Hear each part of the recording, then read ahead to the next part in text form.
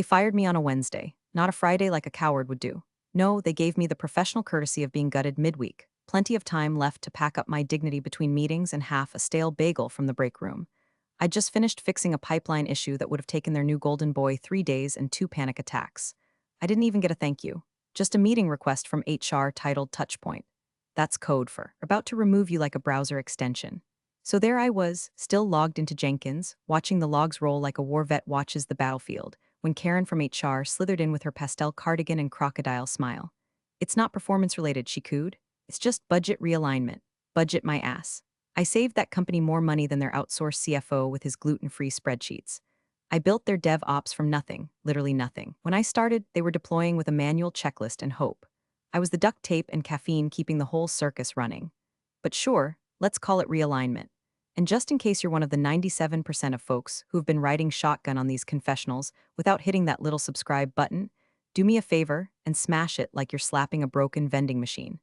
I'm trying to hit my first 10,000 subscribers, and frankly, it's cheaper than therapy. Back to the crime scene. 7 years of eating stress for breakfast, lunch, and unpaid dinner. You know how many all-nighters I pulled when production broke? More than I've had birthdays. I mentored the new hires, debugged code that looked like it was written by a raccoon on meth, and automated half the processes that used to take 3 engineers and a bottle of Tums. And still, every time someone asked how things just work, that VP would puff out his chest like a peacock in a Patagonia vest and say something like, "That's the magic of synergy." I was the goddamn synergy, buddy. Then came Mr. Disruption himself, new VP straight out of LinkedIn hell. His name was Brent. Of course it was. Brent had a face like an overpriced dating app ad and the soul of a sentient Word doc.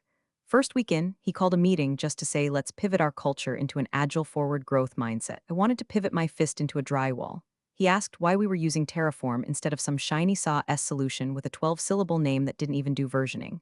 I told him because it works. He said, that's not visionary. I said, neither is hiring a guy who can't spell YAML. Still, I played nice. I taught his efficiency consultants how our deployment cycle actually worked. I even made him a damn infographic. You'd think after all that, it'd be a shred of respect, a nod, a hallway good job. Hell, I'd take a lukewarm coffee and a clean mug. Instead, I get the budget axe while Brent spends $20K on a leadership offsite where they drink kombucha and pretend trust falls aren't a metaphor for his management style. The part that really singed my nerves was how quiet it all was. No one stood up. No one said anything, because they couldn't, because I'd been holding the seams together so long. Forgot there were seams. They thought uptime was a law of nature, not something I fought tooth and nail to preserve while their servers wheezed like an asthmatic pug. So I went home, sat on my crusty IKEA couch, didn't even turn on the TV, just stared at the ceiling while my cat judged me from the bookshelf. And somewhere between the grief and the rage, I remembered something. I wasn't just a cog. I was the whole damn gear factory. And 4 months ago, before Brent ever darkened our door, I started sketching out something on my own. Something lean, something clean, something mine. And now, I had nothing left to lose but the chains that kept me fixing their messes. They called it a quick sync. I clicked the calendar invite thinking it was just another useless status update. Maybe Karen wanted to circle back on some compliance docs or needed help resetting her printer again because she kept feeding it paper like it was a hungry pet. But when I stepped into the Zoom and saw both Karen and Brent in matching forced smile formation, I knew. My gut dropped like a misconfigured cron job. They didn't even pretend. Karen cleared her throat. Brent leaned forward like a weasel auditioning for empathy. Hey, so as part of our ongoing efforts to stay lean and scalable, we've had to make some tough calls around budget optimization. Budget optimization, that was the phrase, like I was an old server rack they were scrapping for parts. Karen nodded like a bobblehead. This isn't a reflection of your performance, obviously. You've been essential. But you know, we're aligning resources with our strategic vision. Translation, you're too smart, too respected. And Brent feels threatened by anyone who doesn't buy his bullshit. I said nothing. Didn't cry, didn't scream, didn't even blink. I went full dead-eyed Barbie, polite, vacant, and murderously calm. Thank you for the clarity, I said. Is there anything else you need from me before I offboard? They looked almost disappointed I didn't beg. Like they expected me to plead for a job I outgrew 3 years ago. Brent mumbled something about handover docs, which was cute, considering I was the reason half the docs existed in the first place. Karen dropped the severance terms like she was announcing a prize on Wheel of Fortune. 2 weeks' pay, a generic letter of recommendation, and a LinkedIn endorsement so bland it might as well have been written by ChatGPT with a corporate muzzle on. I logged off, closed my laptop, and sat in silence. You'd think after all the overtime, the weekends, the early mornings I spent nursing Jenkins like a hungover toddler, that I'd feel shattered. But all I felt was clarity. Something cracked open inside me. Not like glass breaking, more like the click of a lock finally releasing. No more waiting for respect that was never coming. No more translating Brent's brain farts into action plans. No more being the safety net for their digital tightrope act. I opened my personal laptop, pulled up the GitHub repo I hadn't touched in weeks. The one labeled with a joke folder name, Burn the Ships. Inside, a skeleton of the platform I'd been dreaming up since last year. A DevOps hub built for real people, streamlined, ethical, no VC parasites, no 10 layers of pointless meetings.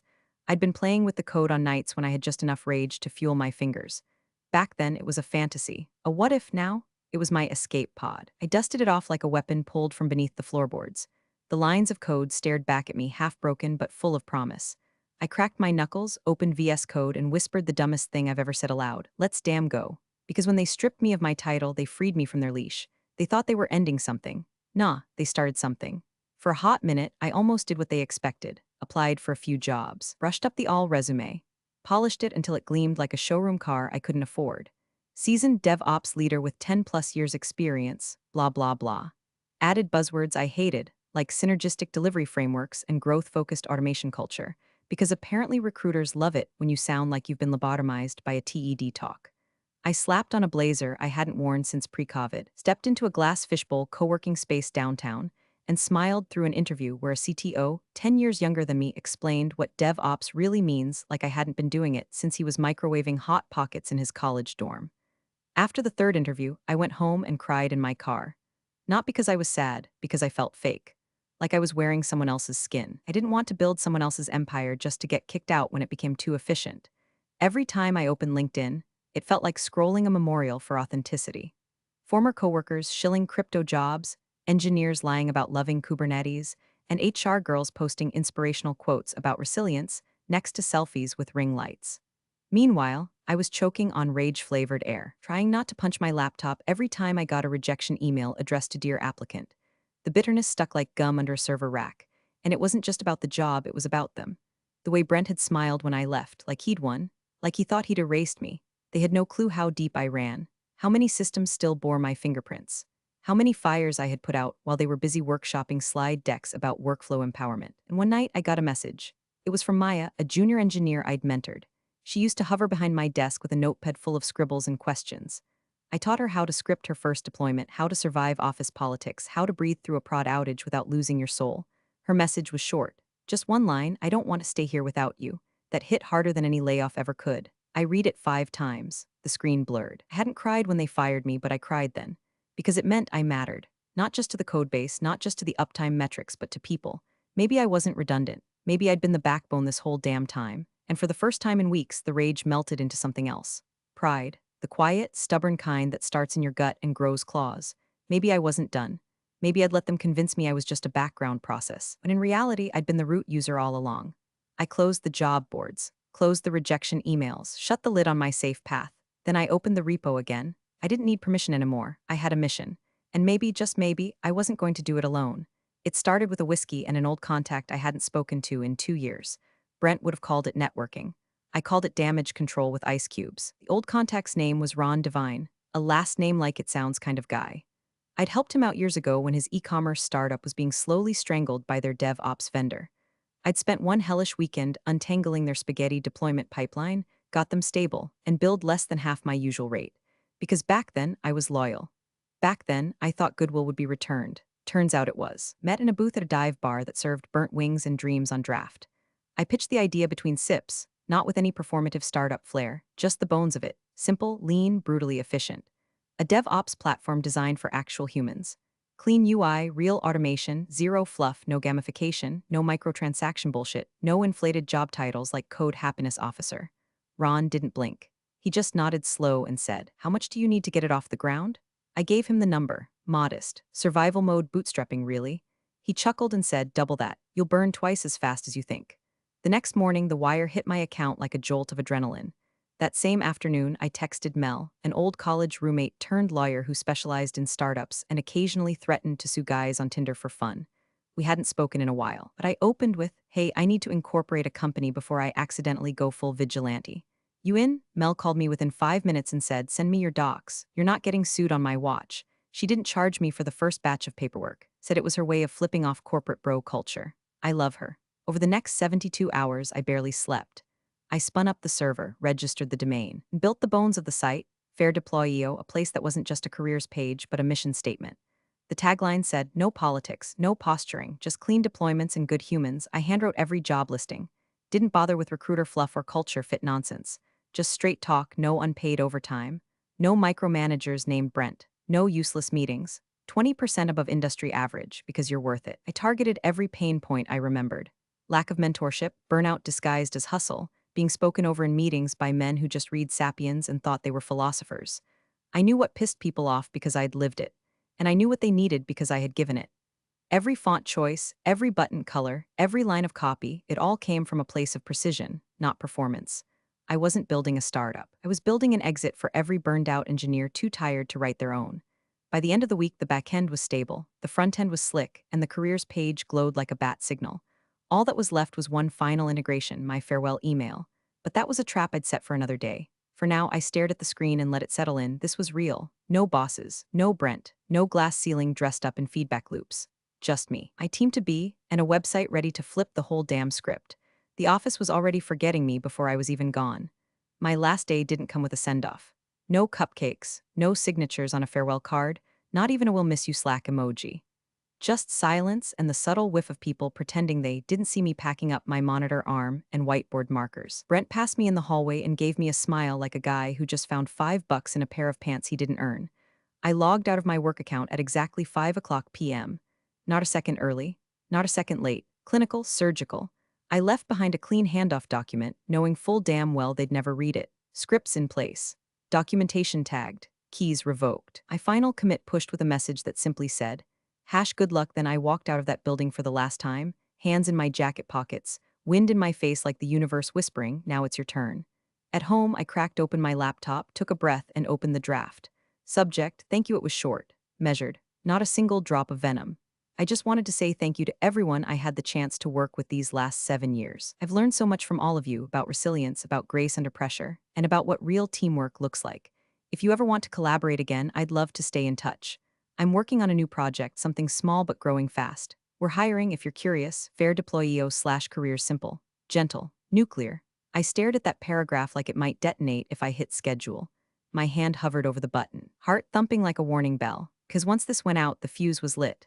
There would be no taking it back. No pretending I'd just moved on. This wasn't revenge. It was an invitation, but one they'd read like a threat. And maybe it was. A threat to the culture that pushed people out quietly and expected them to stay quiet. A threat to the Brents of the world who thought respect was optional and loyalty was disposable. A threat to the narrative that said I was just another cog, when really I was the damn watchmaker. I click send later, scheduled for 9 o'clock a.m. sharp, right as they'd be sipping their office brewed tar pretending it's artisanal. The moment the email was scheduled, I closed the laptop, leaned back in my chair, and stared at the ceiling.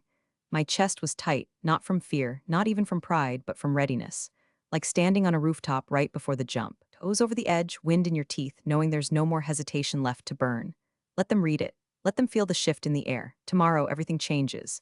The morning my email went out, I slept in. No alarm, no calendar pings. Just me, my cat, and a smug sense of liberation that tasted better than any office coffee ever brewed. I rolled over around 9:20 a.m., cracked open my phone, and braced myself.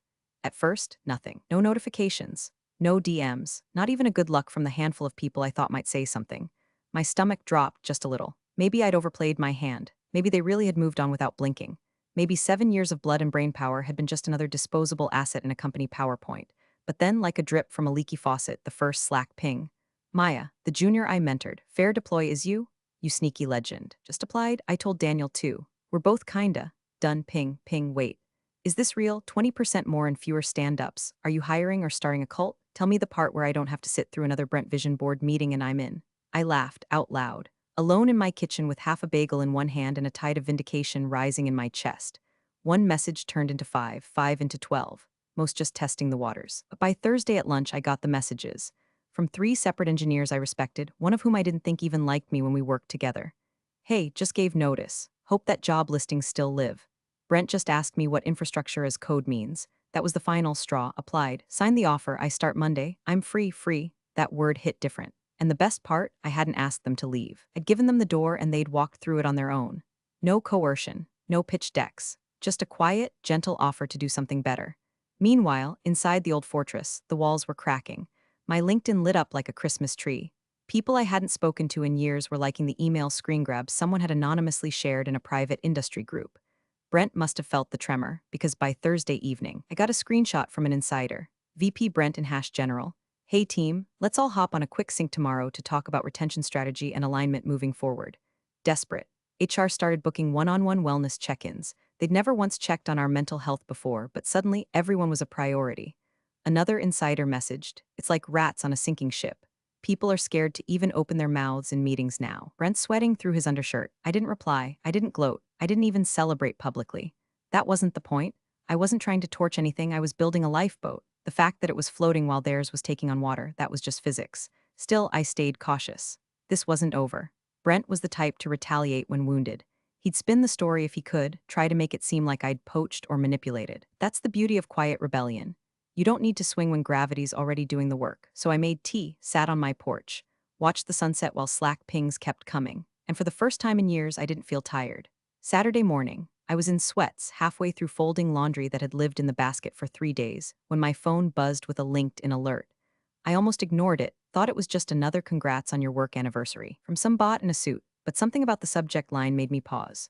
New job posting, Senior DevOps Lead Denver, $240K/year plus sign on. I blinked, $240K. That was double what they'd paid me. Double, for the same job, same title, same description. They even listed my old responsibilities like it was a checklist they'd yanked from my original onboarding doc. Only now it came with a sign-on bonus and relocation perks. I sat down hard on the edge of the bed, towel still in my hand. The audacity wasn't even what stunned me. It was the desperation. They didn't value the role until they saw what happened when I left, until they realized no one knew how to read the logs I'd trained the team on. No one could explain why certain scripts had 5 layers of if fails, do this logic buried like digital landmines. They thought they'd replaced me with a line item. Now they were trying to fill the vacuum with a bag of money, and I wasn't the only one who saw it. About an hour later, my phone rang. It was Jess, one of the PMs from the old job. She always played things safe, always stayed out of the politics. We hadn't talked since the layoff. She opened with no greeting, no pleasantries. You lit a fire over here. They're in full panic. I smiled. Brent pulled us into an all-hands yesterday. Called it a mission realignment moment. He was visibly sweating. HR's drafting counteroffers. And get this, he had the gall to say, we want to make this the kind of place people choose to stay. Like you didn't already try to do that for years. There was a pause. Honestly, it feels good to watch it burn. But it also feels sad that they couldn't see it until it was gone. We talked for 15 minutes. Nothing gossipy. Just facts, timeline stuff, quiet tension. Then she said, almost in a whisper, I wish I'd left with you. That one stuck with me, because while Brent was flailing around in panic mode trying to plug a hole with money, I was staring at my dashboard and it was glowing. 47 applications had come in since Thursday. Not just resumes, but messages. Heartfelt, frustrated, raw. I've been looking for something like this for years. I'm burned out. Your mission feels human. This is real. I'm in. I read every single one. Some were from people I knew. Some were from engineers I'd never met but had watched my career from afar. One applicant even said, I followed your Jenkins talks at Dev West. You were the first person who made me feel like I wasn't dumb for needing to Google things. That one got me choked up. Because somewhere along the way, I stopped seeing my own impact. Brent had turned my name into a line on a budget report, and I let that weigh heavier than the dozens of people whose careers I'd helped launch. But now, I could feel it, the tide shifting. The quiet uprising taking form, not in fire and fury, but in resignation letters and job applications written at 2 a.m. by people who finally saw a way out. And yet, there was a strange weight pressing down on me. A quiet ethical tension. I hadn't poached. I hadn't made any promises. I hadn't even sent personal invites. But I'd built the door, propped it open, and hung a sign that said better lives this way. Was that manipulation, or was it redemption? I didn't have the answer. All I knew was this: I would never build a company like the one I left. If people came to Fair Deploy, it would be because they believed in what we were doing, not because I weaponized their pain. So I poured another coffee, opened up the admin panel, and started going through the applications. Name by name. Story by story. Not as a recruiter, as a builder. And this time, I was laying bricks that wouldn't collapse under someone else's ego. The subject line read, concerning professional conduct Brent. Of course it was Brent. I stared at the email header for a good 10 seconds before even opening it, already imagining the clenched teeth behind his keyboard, the vein probably throbbing in his temple like a Windows update stuck at 99%. He'd waited a whole week. Let the fire spread. Watched the exits fill. And now, like a kid losing a board game, he'd finally decided to flip the table. The body of the email was worse than expected, passive-aggressive corporate poetry. It has come to my attention that several of our team members have recently resigned, many citing opportunities at your newly launched venture. While I respect your right to pursue independent initiatives, I do hope you understand how these developments could be interpreted as active solicitation and deliberate disruption. He didn't accuse me directly, of course. That would require spine. But the insinuation was there. Dressed in lawyer-safe language, camouflaged under a digital smile. I read it twice. Then a third time. My fingers hovered over the keyboard. I could have fired back. Could have buried him in receipts. Instead, I opened a folder I'd labeled months ago. During one of the many nights I considered walking out for good. A quiet insurance policy. Inside, screenshots, 4 LinkedIn messages from me to Brent, spaced out over 6 months. Each one polite, professional, trying to flag burnout on the team, asking for real investment in the DevOps process. One even suggested a restructuring that would have given us better coverage and more growth opportunities for junior staff. Every single message left on read. I pulled them together into a single PDF. No commentary, no monologue, just the facts. I drafted my reply. Hi, Brent, appreciate you reaching out. I want to clarify that I've not directly recruited or approached any of our former colleagues. I've simply made opportunities available publicly, and it seems some of them found those options more aligned with their values and career goals. For your records, I'm attaching several messages I sent during my tenure, efforts to improve team health and retention strategy. I hope they're helpful in your continued pursuit of a stable and empowered engineering culture. Wishing you all the best, I hit send. No threats, no flex, just truth with teeth. I closed the tab and took a long, quiet breath. It didn't feel triumphant, not exactly. More like a full exhale after holding your breath underwater for too long. And then, as if the universe wanted to frost the cake, my phone buzzed. It was a message from Devin, the senior developer who joined Fair Deploy 3 days earlier. Smart, scrappy, quiet type. One of the few I never expected to leave the mothership. He wrote, just got verbal from one of our old clients. They're coming with me. Wants to migrate their whole ops stack over to us. Budget is $300K. I reread it, jaw slack. Heart doing something between a skip and a sprint. 300,000. Brent didn't just lose talent, he was about to lose business.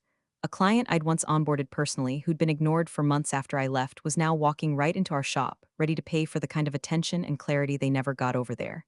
I didn't reply to Devin right away. I just sat with it, the weight of it, the full arc of everything, how quiet decisions made in the shadows were now echoing like thunder through boardrooms I no longer had to enter. No need to gloat, no need to shout. My silence, backed by receipts, revenue, and the loyalty of those who saw the truth long before the panic started, that said everything. Friday morning, my phone started vibrating before sunrise. First buzz, a Slack ping from Maya. 3 more devs gave notice. They didn't even wait for their counteroffers. Second buzz, a forwarded email from someone still deep in the trenches. Subject line, exit interview schedule urgent by 8 a.m. I had 7 notifications from 7 different people. 7 resignations, 1 day, all citing better opportunities or alignment with long-term goals. Corporate speak that screamed I'm out because of you? I didn't smile. I didn't laugh. I just breathed, deep and slow, like my lungs had finally remembered how to function. Then came the screenshot, an anonymous leak from an internal team chat. Time-stamped. Brent's name at the top. Brent, does anyone know how to deploy without her scripts? No response. Brent, did she leave documentation? Still silence. Random engineer, she did. No one ever read it. That one made me snort into my coffee. They had the keys. They just never learned how to drive. Because while they were busy scrambling to manage, I'd been quietly leading, building a system not just of code, but of trust, resilience, and clarity. And now that I was gone, they weren't missing a dev. They were missing a North Star. I opened the backend of Fair Deploy. Checked the hiring dashboard, 11 new applications. 3 from former project managers. 1 from a lead QA I hadn't spoken to in 2 years. They were coming, not because I begged, not because I bribed, but because I'd opened a door they never thought would exist. I sipped my coffee, dark roast, no sugar, just the right amount of bitter, clicked into the hiring page editor, scrolled to the top. There, under the hero image of a clean command line terminal and a simple headline, real work, real people, real pay, I added one more line, welcome aboard team. That was it, no press release. No confetti, no dramatic exit stage left. Just a slow collapse in the rearview mirror and a steady build ahead. They lit the match when they called me redundant. I just happened to have the kindling and enough quiet rage to architect the exit route for everyone else stuck behind. No revenge, no war, just options. And when you've spent years watching talent get suffocated by ego and neglect, giving them a way out isn't vengeance. It's justice in plain text. You're the real MVPs of the office jungle. Thanks for watching. Smash that subscribe button, or the coffee pot might just forget your next brew.